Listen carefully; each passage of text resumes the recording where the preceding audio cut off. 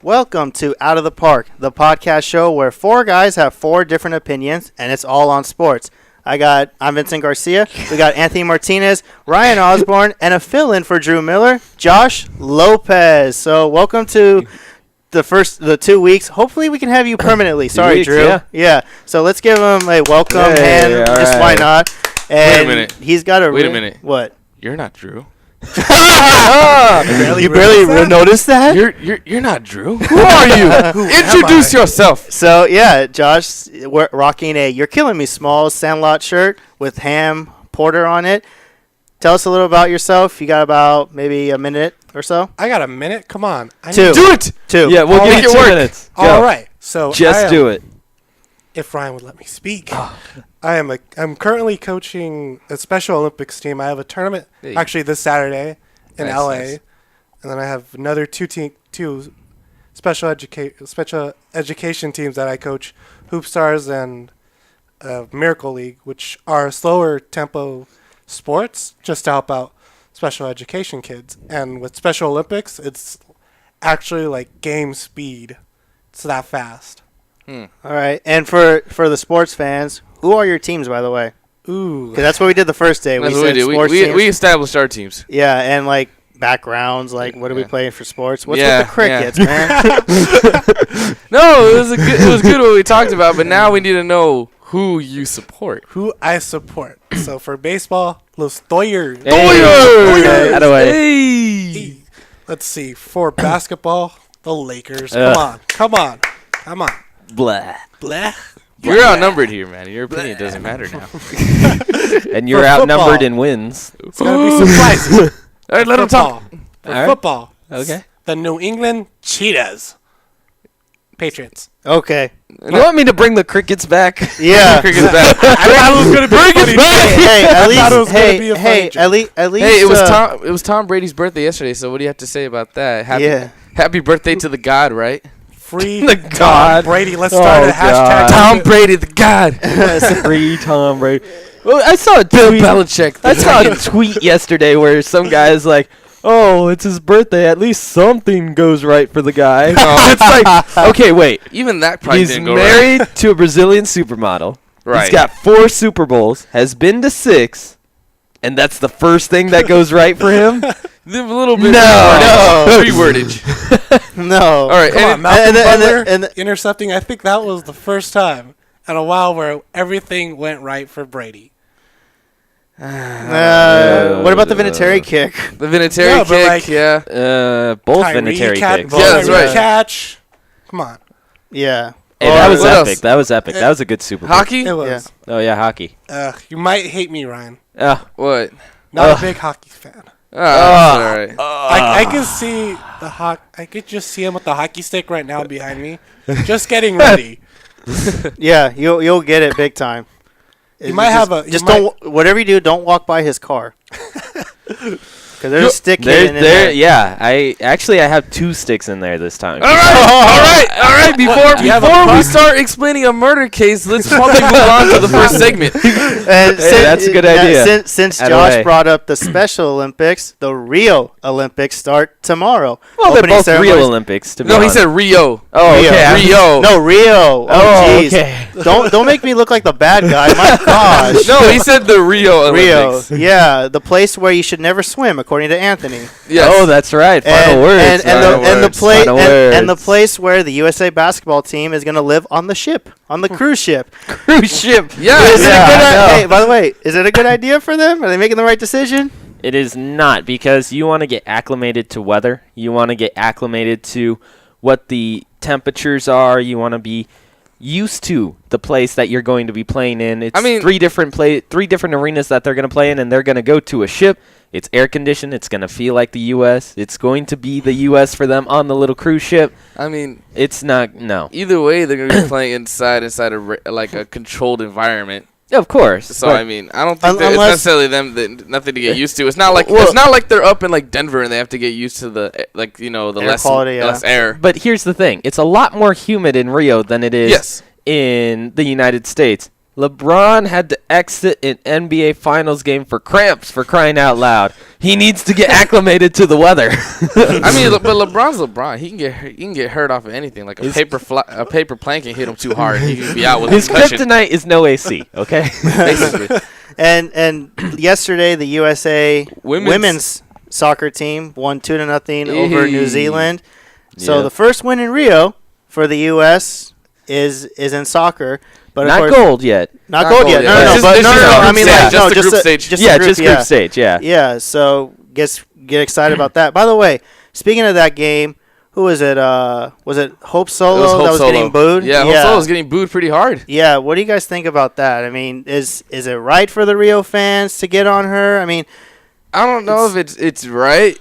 I mean, every fan has their opinion, you know what I mean? Just like us, how we all have our 4 different opinions, you know what I mean? But I think as though they probably felt offended that the fact that Hope Solo put out that Instagram of her with the mosquito net covering her face, stuff like that, saying like I'm Zika proof and stuff like that. I mean, I'm pretty sure if it was America and somebody came to our country who was pretty prominent and put like, oh, like I'm Zika proof and like we had a Zika epidemic, I'm pretty sure you'd feel pretty offended and be like, what the hell? Like this isn't like a laughing matter. Like this is a pretty serious thing. So I'm pretty sure that's why they probably gave her a lot of crap. But other than that, like Hope Solo did her thing. She kept a clean sheet. What would an athlete from another country do to, like the same thing that Hope Solo did? Would they be like, I'm anti-apple pie for the U.S.? Because like over there they got the Zika virus and, coverings or whatever.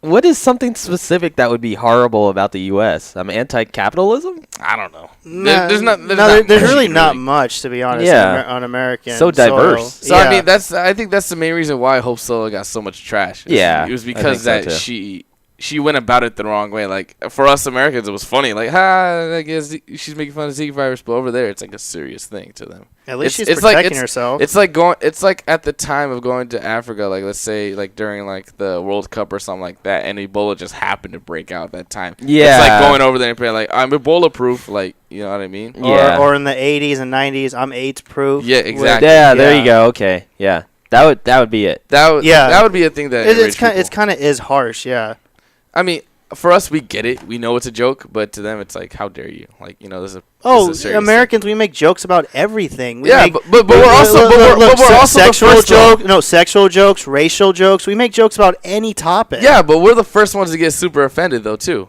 That's true. We're the first ones to get super offended. If you make fun of America, best believe the conservative side and liberal side will get together and get on your ass real quick and be like, hey, wait a minute, this is America. You need to stop talking about us like that. It's exactly what That's why I say the bald eagle is the perfect bird for the U.S. because it has the look of like, you don't mess with our country. But then if you look at it from the front, it looks like a middle-aged man who's going through a balding process. Okay, so here's the thing about the... It's true, though. Have you never seen a bald eagle from the front? They've shown pictures and it looks like he's cracked out. Like, here's the thing. If Benjamin Franklin had his way, we would be talking about the turkey. Yeah, I know. As the United States bird. Okay? At least we got be happy with the bald eagle. I am. And not something that is stuffed and served on Thanksgiving dinner. It's like, oh, don't you disrespect them. Is it seasoned yet? Is it seasoned? Is it seasoned yet? All right, now let's do the Pledge of Allegiance while we look at the turkey. And plus, how's that thing going to fly in with the flag and like during the national anthem? You can't. Right. It's going to be across the field. Go. Yeah, it's going to walk across and waddle its way up. It's like, here's your flag. Anyway. Also, speaking in odd news, who is it? The famous Olympic swimmer. Michael Phelps. Michael Phelps, yes. I don't know why I blanked out his name. I was watching a show on him last night. He's only the greatest Olympian. He's only the greatest Olympian ever to live. I know, he's the only second swimmer to be the U.S. flag bearer for the opening ceremony. Mark Spitz. Yeah, Mark Spitz. Yeah. I mean, that's pretty big news. I mean, you know what I mean? Like, having a swimmer represent America like that by being the flag bearer. What do you think of that? I mean, he's the greatest Olympian of all time. The greatest American athlete of all time. Right. Because if you look at the record, it's only fair that they would do that to him. He's in his final Olympics. He's been to 5 Olympics. Right. He was 13, 17, 21, 20, 26, 30. Yes. Mm-hmm. It's only fair that they give him the flag. I mean, starting tomorrow. They said, he said during the 2008 Olympics in Beijing that half the races he didn't even train for. that he just went in and swam, and then he just ended up getting 4 gold and 2 silvers. Hey, that's what ADHD does. You don't need to train. When you have ADHD, which Michael Phelps does, you don't need to train. Just throw yourself in the pool and swim your way out. He said, though, with the interview with Bob Costas, that a lot of times that, like, every single race that he's competed in, he's never gone at 100%. That every single race he's done, like, I'm sorry to say, like, half-assed. Like, he just went in and swam. He trained, but he didn't really care. And every race he said, he probably did it like at maybe 60, 70%. And that no, I'm sorry, I'm not going to believe that because, there were some times. He said that there's times though against Ryan Lochte though that would push him. Yeah, and there were certain times where he'd get a little bit more push. But he said a lot of times where my body was 100% or my mind state wasn't just giving it to 100%. Because where I was at that time, I didn't really care about the sport. I just wanted to get away from it. But now since I've got my life together, this is what Michael Phelps said last night. That now I'm feeling more motivated than ever to be back in the pool. And I feel as though maybe we might see him at 100% because this is his last hurrah. I think it's only fitting. Yeah, and see, here's the thing. When you look at Michael Phelps and his style of swimming, he is the greatest swimming sprinter of all time. He doesn't necessarily have the best turns because if you look at his resume from Beijing and London, you see that he goes behind in a lot of his races. And then he's about a half body length behind. And then once he goes into the sprints, he ends up beating the other swimmers. Right. Just being able to have that 6'4", longer torso, then legs, ideal swimmer's body, it allows him to be able to propel himself forward more. And it also gives him an edge over Ryan Lochte, who's like only 6 foot. Right. That's an extra 4 inches of water that surface area that the water can just plane over. Right, and like he acknowledged that himself. He said a lot of times, my turns weren't the greatest in 2008. One of the events I would have had gold if I would have hit that third turn, but I didn't. So he's acknowledged that himself. He knows he's not that great. He's not probably, for him in his own eyes, he's probably not the greatest, but we all know he is. Mm-hmm. Yeah. He's very humble about it, is what you're saying. Yeah. Oh, yeah. Well, he has to be at this point. Well, after everything he's gone through? Yeah, totally. Yeah. Yeah. So, speaking, and since we're still in the Olympics, of course, tomorrow is the opening ceremony. Last week, Anthony and I, it was just us two last week, we talked about the USA basketball team, and we liked the roster, but we didn't hear Ryan's opinion, we didn't hear Drew's opinion, but now Josh. So what do you got? So we'll go with Josh. Let's go with Josh first, since people are still thinking, are you still there? Where is Josh? Yeah, where'd Josh go? He kind of came in and then he left. Yeah. So what do you think about what do you think about the USA basketball team? Do you like the roster? Do you think this is another gold year? Because of course we said the challenges they have. We said, what do we say? France and Spain. Yeah, those are the top 2 teams that USA is going to have to deal with. So, go ahead, Josh. I like the roster overall, and I think they're going to be another gold medal team. Okay. Yeah, there's no. It's such a simple argument. Yeah, they're going to be gold. It's just a matter of like how many points they blow out each team by. They're going to win gold, but the thing is, what I don't like about the team is the fact that a lot of these stars in the NBA who are from the U.S. refuse to go and play for the U.S. team. You can't be turning down an Olympic opportunity simply because of ego. Are you talking about Curry or who? Steph Curry, and then isn't Curry hurt though? Isn't he resting? Yeah, he's resting. Curry's resting. He's not. He's not out for ego. He's out because he's hurt. He's resting that. Was it the ankle or the knee? It was his knee. The knee. Yeah. Yeah, but the thing is that before he had the surgery, he told the Olympics he wouldn't go during the playoffs. He said he was not going to go to the Olympics. Okay. So that's ego. That's him saying, I'm not going to play for the Olympics. What for? If we're already going to win a gold medal, why should I even go to the Olympic team? I don't like that. Okay, and then, so do you say the same for LeBron? Absolutely. And who else Why shouldn't he be going to Rio? Yeah, I mean, if his country gives him the opportunity to represent them. Who? Kobe essentially backed out too. They offered him the spot, and he said no. Well, he did retire. Yeah, no, but it would have been nice if he did. Just one last hurrah. It's his final season. It's his final season. Might as well finish off in Rio. Yeah. No, I understand gold, that. Yeah. But I don't hold that as much against him as I do LeBron. Because LeBron is he just won a championship. You've seen him partying all over the place on Instagram, on Twitter, or whatever, Snapchat, and so it means he's healthy. He's healthy enough to go party, so he's healthy enough to represent the U.S. I mean, the United States is who is giving him his money. Right. Over 60% of his money comes from the U.S. The rest is from China. Why can't he represent his country? I think he's just too excited and too pumped up that he finally won in Cleveland. I think that's what's going through his head because he. But then you also got to consider this though. The man just went through 6 straight NBA Finals appearances. Like that's got to take a real toll on your body though. You know what I mean? Like I get what you're saying, but the dude has been through 6 consecutive postseasons, not just making it to the playoffs, the conference finals, but making it to the finals and going through grinders. See, here's the thing. He was hurt for a third of the season. He had a lot of time to rest.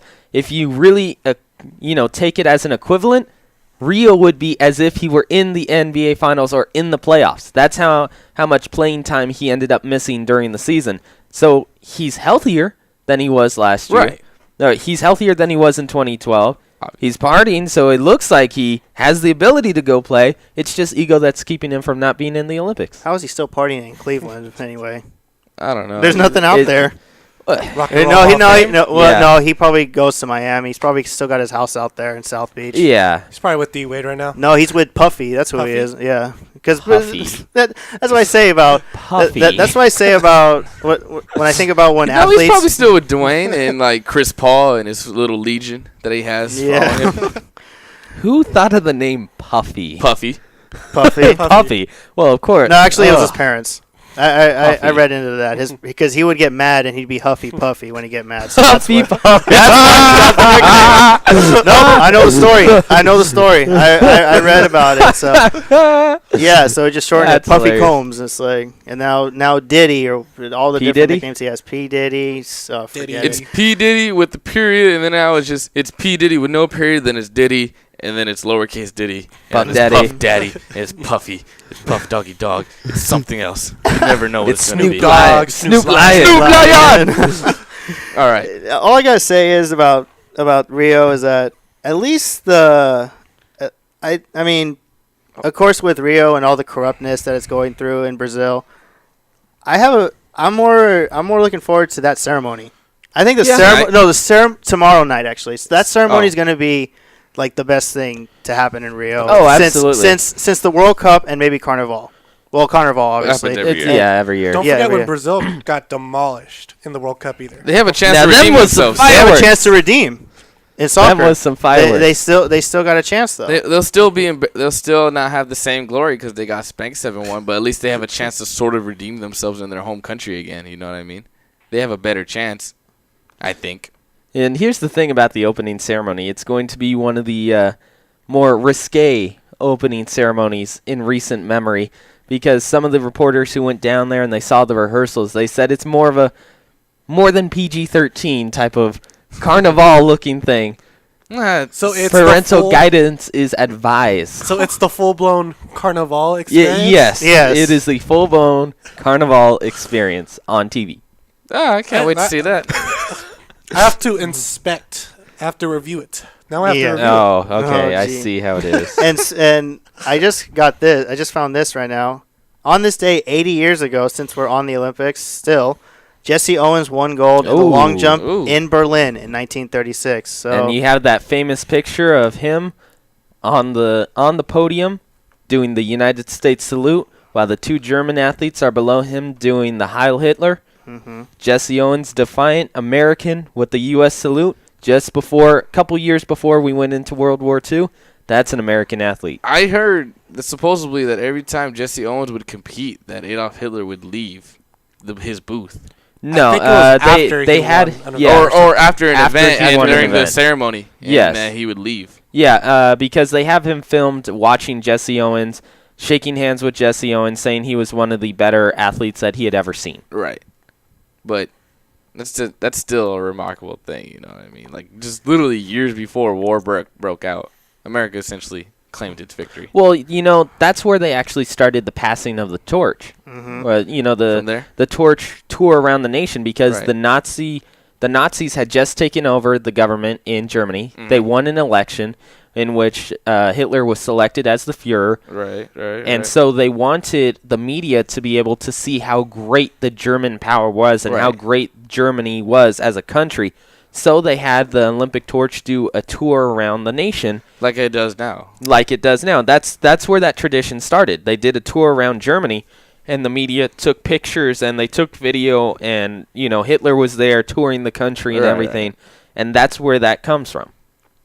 That's pretty interesting. I didn't know that. Yeah. All right. The more you know. All right. Hey. So there's our Olympic talks. Any other ads, or do we go to your game, Ryan? Or you got anything else? I do not. The 2020 Olympics is going to include baseball and softball with a few other sports. That's Good true. thing you bring it up. Baseball and softball. Here's the thing. Softball, I'm covering the PGF National Championships last weekend, this week. Yesterday, when the coaches found out that softball was going to come back to the Olympics, they were ecstatic. Like, you can see it in their eyes that this is something that was exciting for them. Because all of a sudden, it's not only that, softball players can't exactly go to that, quote, professional level, because there is the NPF, but there are only 6 teams in the NPF. Mm-hmm. Monica Abbott just got the first $1 million contract in women's history, but you look at the actual contract, and her base salary is $20,000 a year. Mm-hmm. Everything else is due to attendance bonuses. So it's nothing that she does on the field. It's attendance. So if no one shows up to the games, she only earns $60,000 of that $1 million. Mm-hmm. So you saw the coaches light up. Now it gives their athletes something to go past in the NCAA. You can become the United States Olympian. Yeah. Not just, oh yeah, I played softball in college and, now I work at McDonald's. Yeah. Or I broadcast for ESPN if there's any of those. In fact, they work at a baseball stadium or something like that. Yeah. Like even the ones who do broadcast on ESPN, such as Jessica Mendoza, Jenny Finch, sometimes Kat Osterman, and Monica Abbott, they were Olympians. Yeah. They played in the Olympics. Yeah. There has not been a softball athlete on ESPN that hasn't gone to the Olympics. Yeah. Right. So it's like now you give them that goal to be able to shoot forward to. In fact, I actually met the USA softball team. I think it was 2007. It was the year before they went to Beijing. Right.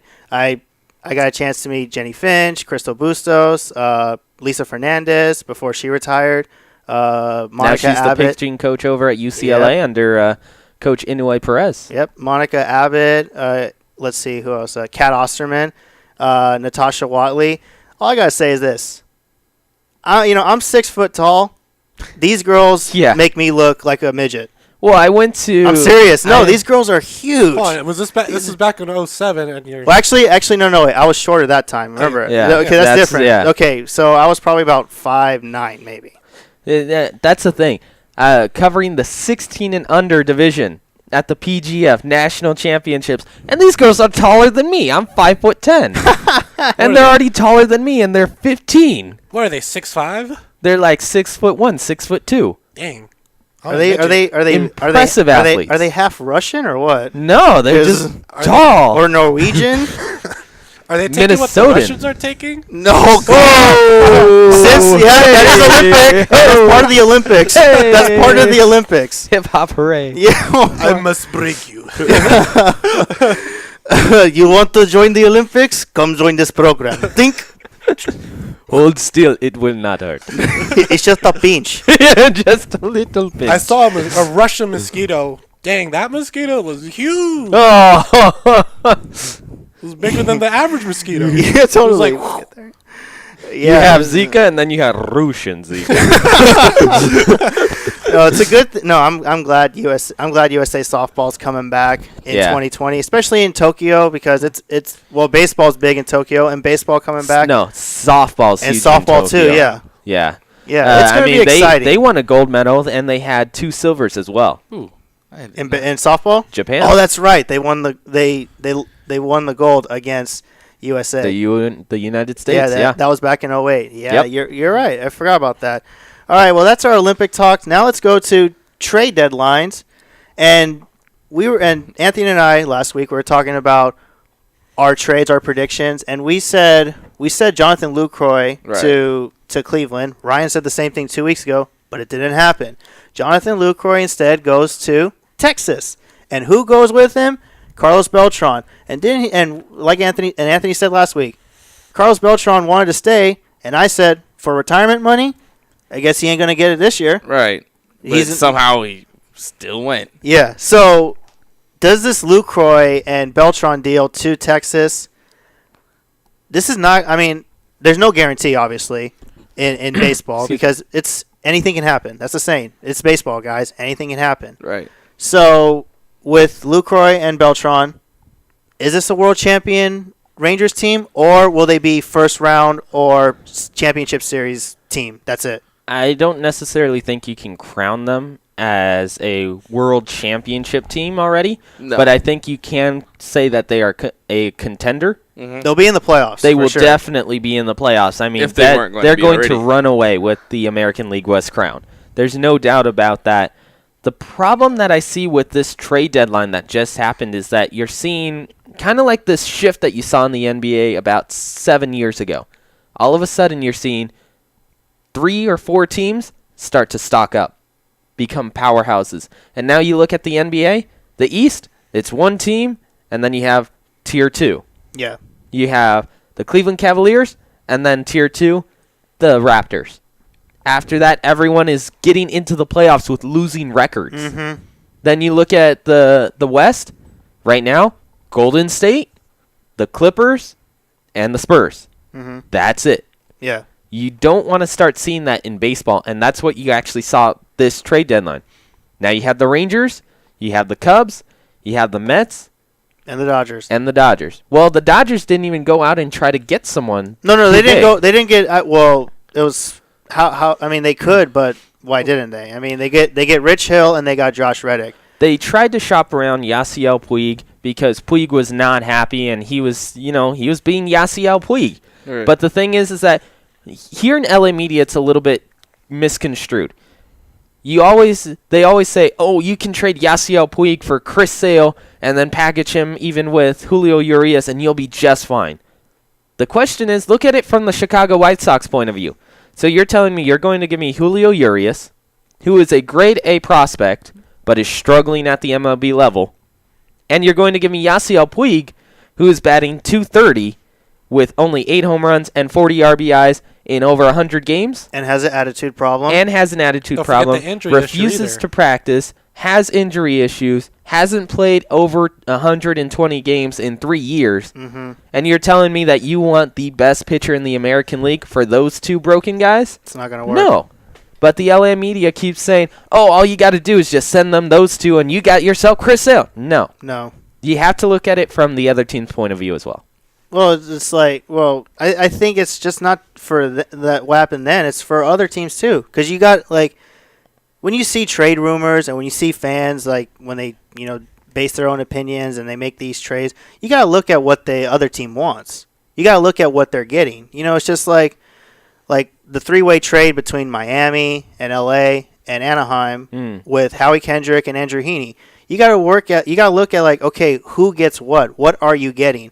The Angels. Well, technically that was a 2-way trade, and then the Dodgers and Angels just flipped it. Yeah, and with Andrew Heaney, in the picture with the Dodgers getting rid of, or the Dodgers traded Andrew Heaney for Howie Kendrick. You got to think about who's getting what. The Angels get a prospect pitcher, a prospect left-handed pitcher who was their number 1 prospect going into that season. And then the Dodgers get a veteran second baseman who can hit the ball, who can use the field when he hits. So, like, that's what you got to look at. And people and fans don't see that. They just like, oh, just like do this and this and it will work. No, you got to look at the other team. Don't look at your team's trade. Look at the other team trade. Josh, this looks like you have something to say. Well, I was going to say, because with the Dodgers getting Howie Kendrick, it was just to replace D. Gordon, who was going to Miami at the time. Yeah, that's because that was part of the trade, right? Yeah, D. Gordon getting traded, and then you just needed a replacement. Yeah. So it's like the Angels, they could have kept Howie Kendrick, but there was just one issue. They needed pitching. So like so the Dodgers, they said, well, we need a second baseman because D. Gordon's gone, and we got a prospect left-hander. we got a left-hander in Clayton Kershaw, and we got a bunch of other lefties too.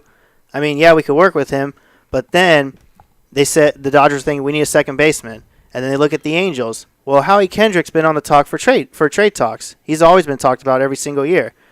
And then the Angels, they could have said, no, we want Howie because he's our veteran guy and he's a leader. But then when they see, well, we'll give you this prospect left-hander, this left-hander, then the Angels took it as, you know what? We do need pitching. We need help on the mound. We got prospects, on the infield. Get us a pitcher. So that's why it worked. That's how it happened. Now the problem with the Angels right now is that injury bug, because right now if all their guys are healthy, they have the top pitching staff in the MLB. If they're healthy, yeah. Garrett Richards, Nick Tropiano. Andrew Heaney, Nick Tropiano, Jared Weaver, C.J. Wilson.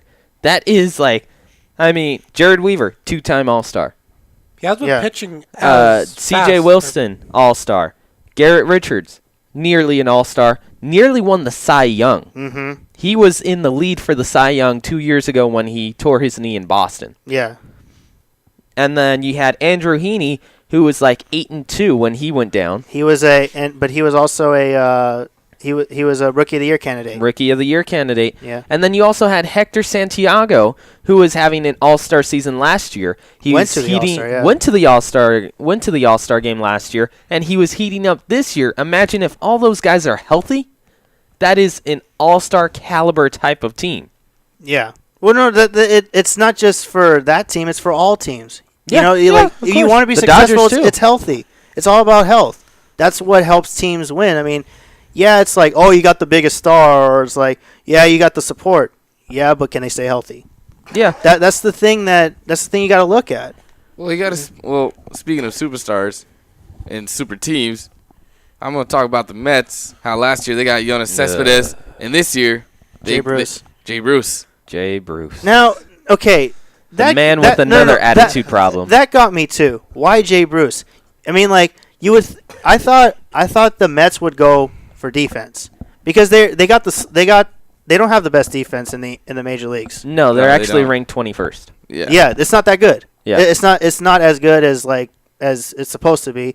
So they decide to get a right fielder who has power but has no defense. See, here's why go for the bat? Why don't they have the bats? They already got Cespedes. Not necessarily. They don't have. You're kidding. You say they don't have the bats? The reason why is because you look at Cespedes, you look at Wright. That's about it. And then Jose Reyes was contributing just a little after coming over, for the first time back to the Mets. Neil Walker. There's a hitter there. Yeah, Neil Walker, he's a hitter. But the thing is, you have those three guys.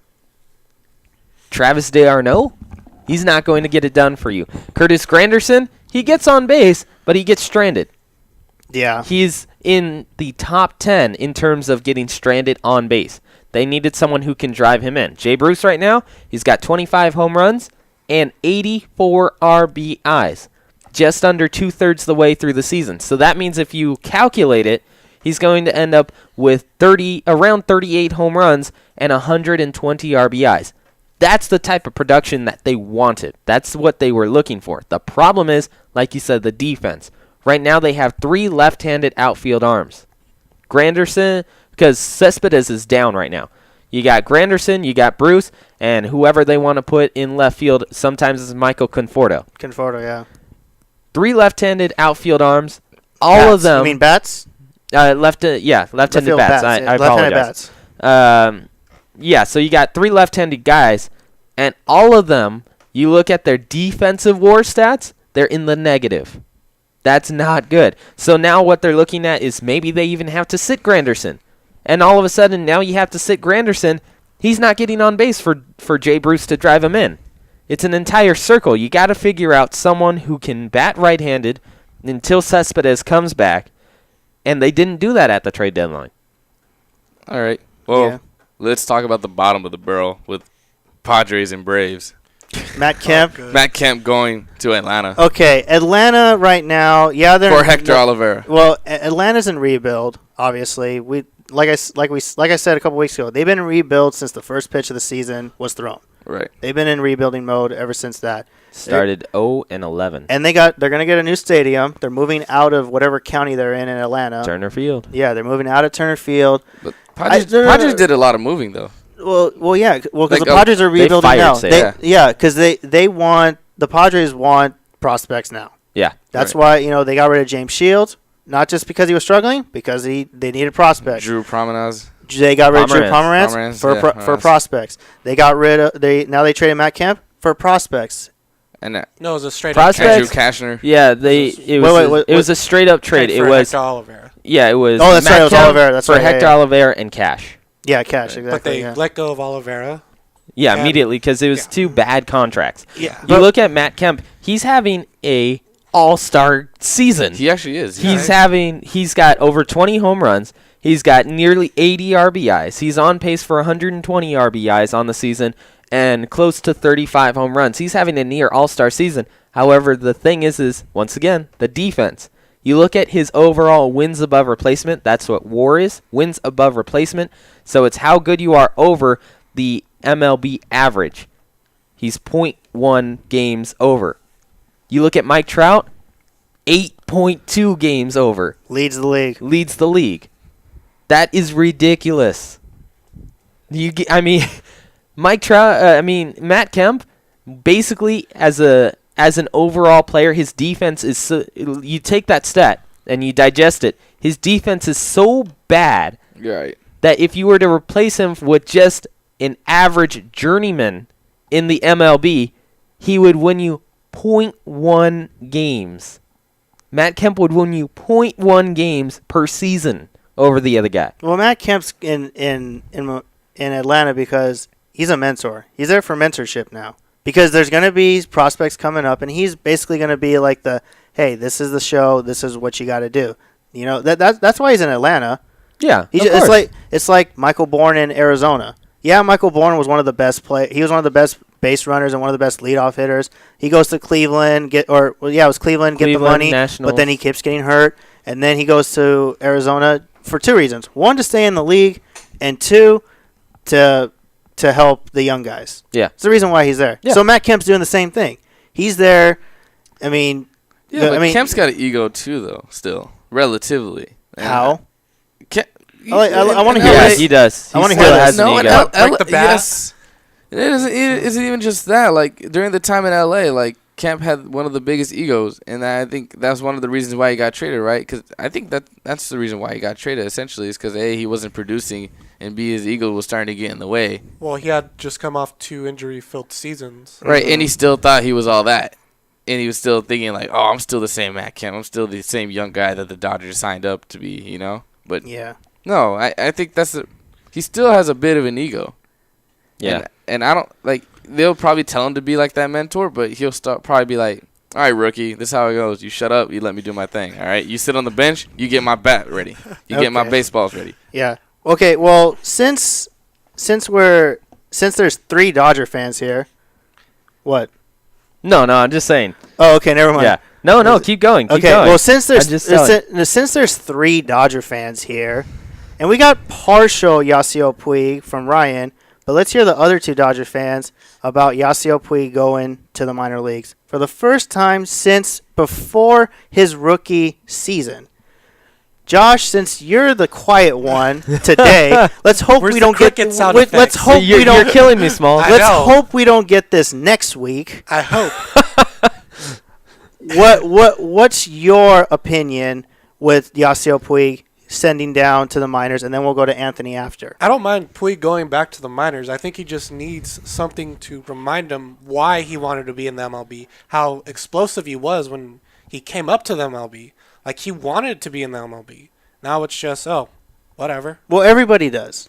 Right. This is the life of a minor leaguer. Your teammates, but you hate each other. Why? Because you're competing for the major leagues. Same job. You're Is it- looking for that You're same looking job. for that same job. So yeah, you may be buddies, you may be roommates, you may be teammates, you may You win always got to have the games. teammate chemistry. Yeah, know what you I may mean? have the chemistry, but guess what? In the back of your mind, you hate that. You hate your teammate because you don't want him. You don't want him to beat you to the major leagues. He's you want to taking beat your money. him. Yeah, you want his money. Right. Exactly. Are you done with your Puig talk, or you got more? I'm done with my Puig. Or actually, just one more comment. I think it's just, if the Dodgers do end up trading Puig, which I think they'll probably trade trade Puig by the start of next season. They can still trade him. He just has to pass trade waivers. Yeah. All right. So whether Puig remains a Dodger, I think it'll be good for the Dodgers because it's going to be less toxic in the locker room. Everyone could get along better. I think so. I mean, Anthony? I don't know. I think it's though, like, Puig with his injuries lately, and then, the way he has been, like, toxic, the way he's been throughout his entire career so far as a Dodger. I think it's the right move. I think it's something they needed to do. I think it's something also for, like, their younger guys to get more experience, to get more playing time in for the postseason. Because they'll make it to wild card. But, it depends whether or not they actually make it to first round, second round, stuff like that. Who knows? Who knows? They could. They could take the West how the Giants are playing right now since the All-Star break. Exactly. The Giants have been on such a bad slump.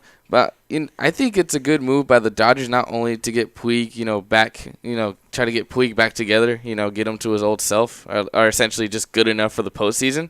But it's also good for the young guys as well, Trace, Jock, Seager, just to get them more playing time. You know what I mean? I know Seager's more infield, but still, you know what I mean? As in younger guys getting more playing time. Yeah. Well, I think with Puig going down in the minor leagues, it's going to help him figure himself out a little bit because when you get sent down to the minor leagues, it's like being a varsity player getting sent down to JV. You don't want to. You don't want to play JV. It's like sending your star player down to the JV. Yeah, because your star of an attitude problem. Yeah, because of attitude problems or something.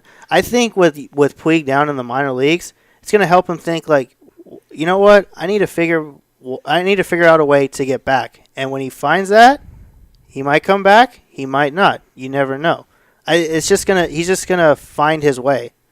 That's what the minor leagues is. It's finding it's working your way back. That's what it is. That's what the minor leagues is. It's like when they know you're on a slump and you're not quite yourself. Like, hey man, I think we need you to go down to the minors real quick. Just put together a couple games and then come back up. The Arizona Diamondbacks just did that with Shelby Miller too. Mm-hmm. Because he hasn't found himself. No, right now he's why is he down? 2-8 with a 5.78 ERA. Because he hasn't found himself. Not at all. And you know what? Yeah, and with the Angels, they've had that issue with C.J. Cron. When C.J. Cron came into the league, or when he was a rookie, he was a home run hitting guy. That's it. He was a Trumbo replacement because when Mark Trumbo got traded, Angel fans man, we're gonna miss the power hitting numbers from him and all his 400-foot home runs. We're gonna miss all that. When C.J. Cron came in, it's well, this is kind of a spitting image of him. He's hitting like Trumbo. He's hitting home runs like him, same areas and stuff. But that's all he was. He was just a power hitting guy. C.J. Cron was not a guy that could use the field. He was a guy who hit home runs.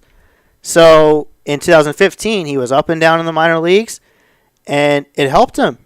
He spent time in AAA, and then he comes in August and September after the All-Star break, and he started using the field. He wasn't just hitting home runs. He was hitting line drives. He was hitting balls in the gap. And this year, same thing. A breakout season for C.J. Cron. So that's the beauty of the minor leagues. Yeah, it's a bad thing when you play in the major leagues for 2 years or something, and then you get sent down. It's a definite wake-up call. Yeah, it's a wake-up call. You get pissed off at first. You're like, man, I got sent to the minors, and stuff, and you're ticked off because you're I'm in the major leagues and I'm sitting down. What's going on? But then you figure out yourself because it's psychological. Everybody thinks no, it's physical. It's no, it's mental. Baseball is the most mental game in sports. It's if it gets in your head, it's if it gets too much in your head, you either do good or you do bad, depending on what your situation is. I mean, hey, you could be playing in Miami or LA and New York or Chicago, and all that stuff gets in your head. You're a big shot. You're like, man, I'm playing in the big city. I'm playing in the big city. I love it. Playing for the big team. But then you struggle. You're right. And then you're like, man, then you think, I wish I never came here. I wish I went to Minnesota where it's just just baseball. Or you don't go to the big cities. It's that's the thing about baseball. It's psychological. And that's what Puig is going through. Psychological stuff. Yeah, he's getting hurt. But psychologically, he's got to find himself. The minor leagues is going to do that. the Dodgers just need to find themselves all together. You know what I mean? Like, not only just Yasiel Puig, but just, every other player as well. Julio Urias, everything else. Like, the Dodgers need to help piece it together. I mean, as soon as they got Hyun-Jin Ryu back, he got hurt. Clayton Kershaw on the 60-day DL now. Just I'm sure that, like I said, I'm still confident they'll make it to wild card. I'm not sure that they'll advance, but I'm obviously that Dodger mindset. As a Dodger fan, I'm thinking like, yeah, they will, but the sports side of me, like the wise guy of me, is saying like, I'm not really 100% sure on this, but hopefully they advance. Just your confidence level's not up there? Just my confidence level isn't completely up there yet. It like I said, I'm a Dodger fan. I still want them to advance, but then the sports analyst side of me is thinking like, I don't really like know. your objective side just goes stop. Wait a minute. Yeah. So while we're still on the topic of baseball, why don't we play some baseball trivia? Of course. Of course, man. So we got ourselves a top 10 list Again. of the most hits in MLB history over a career. Pete Rose. Well, hold on. I got to set this up. So you got... Well, we got to get the obvious ones out. Yeah, you got to get the obvious ones out. So let's start things off. Go ahead. Pete Rose. Pete Rose, number 1. Ty Cobb. Ty Cobb, number 2. Stan Musial. Stan Musial is number 4. Okay, good. Derek Jeter. Number 2. 6. Oh, Jeter 6? Number 6. Okay. 3,465 hits. Okay. Ichiro. Ichiro is nowhere near on He's the not even list. at 3. He's not even 3,000. He hasn't got it yet. He's Is number that- 30. 2,099. I just wanted to know where he's at because I know either way he would tell me. Number Yeah. 30. If you're going to count his Japanese stats, Yeah. he's at 4,000. He's at 4. Yeah. He's over 4,000. Yeah. Okay. Let's see. Hank Aaron. Hank Aaron, number 3. All right. Willie Bonds. Mays. Willie Mays, no. Number 12. Bonds. Bonds didn't get to 3,000. He didn't get to No, Rod he Crew. did not. Rod Crew's down at the bottom of the 3,000. Number 24, Rod Carew. Yeah, there you go. Let's see. Overrated hitter. Overrated hitter. Overrated hitter. Oh, about Rod Carew? Rod Carew. Come on, he had the best stats ever. Come on. Yeah, best stats in meaningless games. He got most of his hits. He got 16% of his hits in games that his team was nowhere near going to win. That means by games that his team was losing 6 or more runs, that's where he got his hits. He's just padding his stats. He was not near a clutch hitter. sounds like Bernie Mac and Mr. 3000. Wait, you going to retire with 3,000 hits? No, 2997. I thought it was 299. No, it's 2997. Yeah, but that at the yeah, it end comes of- back. Anyway, so wait, You got to keep going. have I got the top 5 at least? Tony you got 1, 2, 3, 4, 5. Okay, Tony Gwynn. Tony Gwynn, no sir. A-Rod? Nope. Nope, A-Rod's not there yet. Nowhere near. Tony Um, Gwynn is actually number 19, followed by A-Rod at 20. Oh, wow. Okay. My gosh. Cal Ripken. Cal Ripken Jr. Nope. Yeah. No. Where is he, though? Double X? Double X. What? Fox. Oh, Rick Fox. Okay, no. No, Jimmy Yeah, Fox. Jimmy Fox. Jimmy Fox. Rick Fox converted from a basketball player to baseball. Wagner? Michael. Honus Wagner, number 8. Oh, you got Wagner. All right. Hey. Let's see. Are they all Hall of Famers at least? The rest are Hall of Famers. Okay, so You got 4 more. Eddie Murray? No. Nope.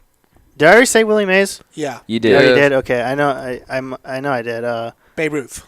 Nope. Ruth didn't get to 3,000. No, he did not. Speaker. Tris Speaker? Tris Speaker. You got that? Tris Speaker. What was he? 9? He was number 4. 4? 4. Oh, 4. Can you make it? Mel Ott? No, Mel Ott, no. Man, how much Carl! did I got? Carl Yastrzemski. Oh, Yastrzemski. Yes, sir. Yastrzemski, that's right. Paul. Paul. Paul. Paul. Paul.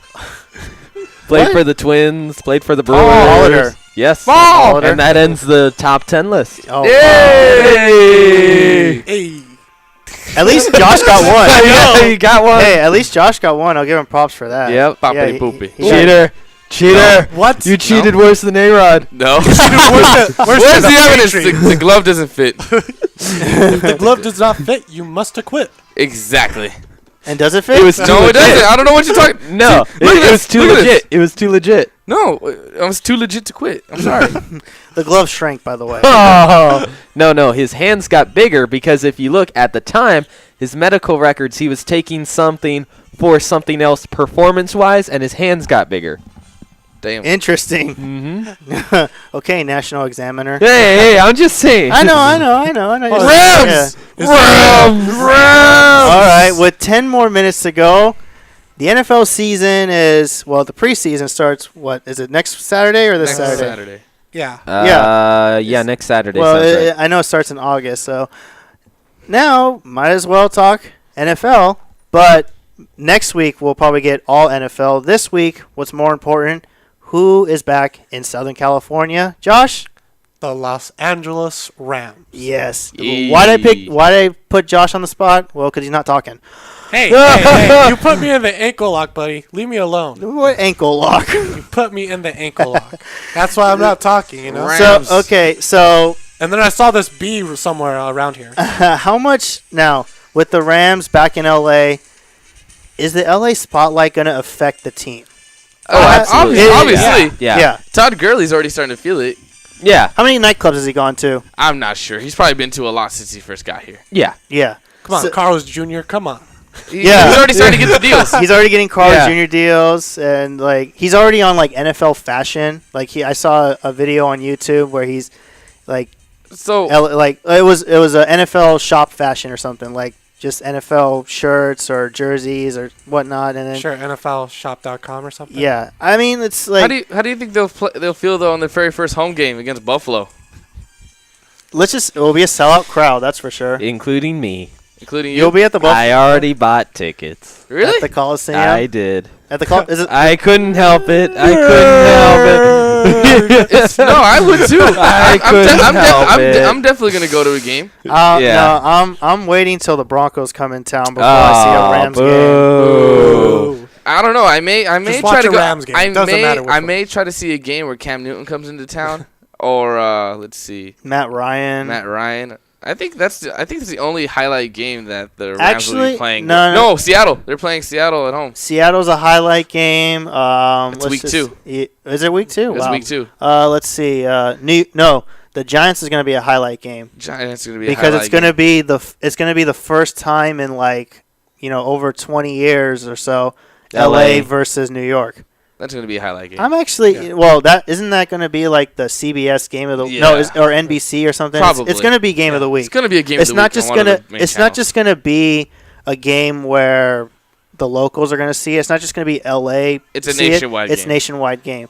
Well, it's just like seeing Dodgers Yankees, or it's like seeing Kings and Rangers, or Hey, that was a fun. That was a fun series. That was a great that series. was a great good series. series. But there's one more. I know there's another. Knicks Lakers. Knicks. Knicks, Lakers, yeah. Yeah. Yeah, It's- not it's what a- they used to be, but Yeah, Dodgers, I mean, Yankees, that kind of stuff. It just looks weird though. New York, Giants LA. Rams. It Yeah. doesn't sound. Giants, yeah. It doesn't sound appealing. No, it doesn't. Rams. But of course they're gonna sell it, though. Kings Rangers is appealing. That sounds appealing, but it was one of the worst rated Stanley Cup finals in history Why? because nobody watched it. Nobody wanted to. Well, because it's like it sounds appealing because it's black. I mean, LA black and silver versus blue and white or blue and red. It just looks cool on the ice. It looked cool on the ice. I did. wish that the Kings would have won it in purple, though. yeah. I hate the black, silver, and white. You know why it's black, silver, and white? Why? Because one day, Bruce McNall went to Luke Robitaille and they said, "We're about to acquire Wayne Gretzky." They said, "What do you think should be the new colors of the LA Kings?" He said, "Well, when I was in juniors, Wayne Gretzky owned the team that I was on, called the Whole Olympiques. Mhm. There's colors: black, silver, and white." Okay. So the Kings modeled themselves after a junior team. Wow. Okay. Yeah, and it's like anyway. Going back to L.A., New York, Dodgers, Yankees. It looks appealing. Yeah, of course. The history. It's the history. That's the main reason why. Because it didn't just happen with New York versus LA. It happened in New York. Right. You got to remember, Brooklyn Yeah. versus New York always met each other in the World Series. Brooklyn versus Bronx, Yeah, Brooklyn versus Bronx. And it just, that just looks appealing. Right. Yeah, it looks cool. Yeah. I may try to catch a cheap game, and I might try to go to a Week 17 game where LA plays Arizona just to get a cheap ticket. It's a cheap ticket, but you'd be surprised how many Cardinal fans are going to drive out here to Oh, LA. of course. yeah, of course. Yeah. How many fans are going to drive from San Francisco? How many fans are going to drive down from San Francisco? They don't to even LA? have to drive down because you still have a 49ers, a giant fan base here in Southern California. True. AM 830 does the home games for all the Niners games. Yeah. Let's just say this: if these were to be the games, these were to be the teams that would be sellouts for Rams games in LA. Broncos, because there's Bronco Nation is in Southern California. Yeah, It's big. Bandwagon Nation. Yeah. Shut up. Bandwagon Nation, yeah. Shut up. Bagwagon.net, guys. That's Okay. San Diego. Oh, yeah. San Diego Charger fans. Yeah, of course. It will be The Raiders. It will be a sellout. Raiders. Bananas. That's going to be a sellout. Yep. Niners. Niners. Will Yeah. be a sellout. Yeah. Arizona. Because Arizona. there's going to be people crossing. I would say Seattle, but not really.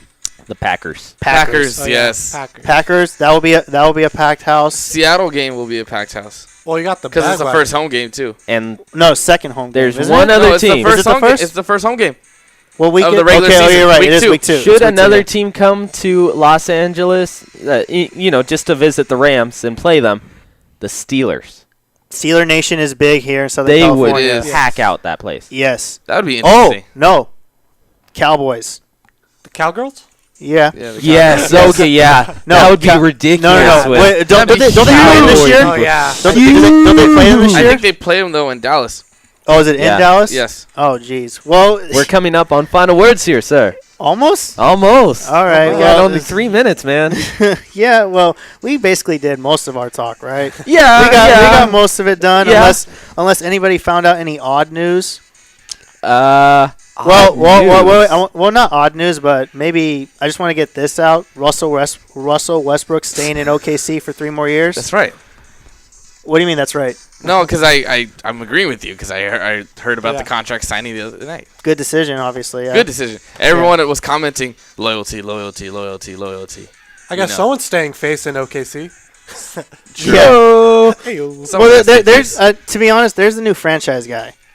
You know, Kevin Durant had it. Now it's Russell Westbrook. But what Russell Westbrook has gone through, I mean, or like after the breakout season he had last year, it's he's got the torch right now for OKC.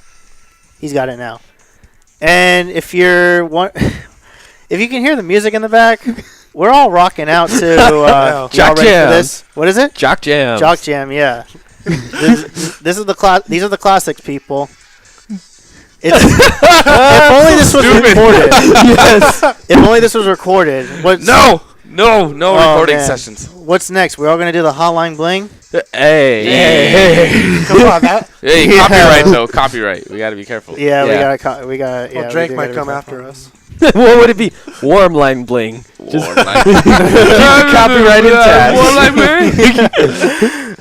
Please don't sue us. All right, Final words. We're coming in at 2 minutes. First off, I'd like to thank you guys for joining us. We're gonna go around the table. Let's go with the new guy, Josh. Last words. Last Last words. words.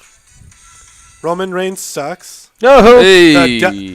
The WWE has invaded every sport with Kevin Durant being the heel or the bad guy of the NBA. Right. And now Russell Westbrook is now the face of OKC. He's the good guy. There you go. There Okay. you go. Ryan. No, Oh, we'll throw wait. it over to Anthony. Yeah, Anthony. Robin Ventura should have known better. On this date in 1993, Robin Ventura took a punch from Nolan Ryan. Hey. He should have known better. Neto Door. Ventura. Finish him. Fatality. Yeah, what's Victory. with Texas being good boxers or fighters? It's Texas. No, Nolan I- Ryan and now ba- Rudy it's Nador. Bacon, come on. Literally their It is name. Don't Bacon. mess with Texas. Okay, Ryan.